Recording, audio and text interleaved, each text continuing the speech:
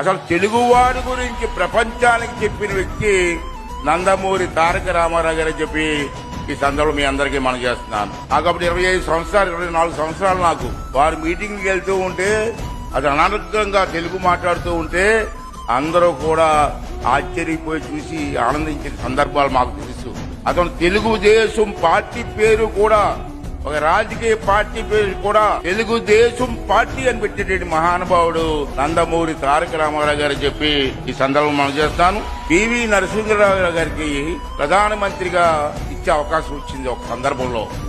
అప్పుడు నేను కూడా ఎమ్మెల్యేగా ఉన్నా. పెద్దలు కేంద్ర ప్రభుత్వం పివి నరసింహరావు గారిని ప్రధానమంత్రిగా చెయ్యాలని చెప్పి పార్లమెంట్ మెంబర్ గా ఆంధ్ర రాష్ట్రంలో పోటీ చేయమన్నారు. అప్పుడు రామారావు గారు ఏమన్నారు తెలుసా?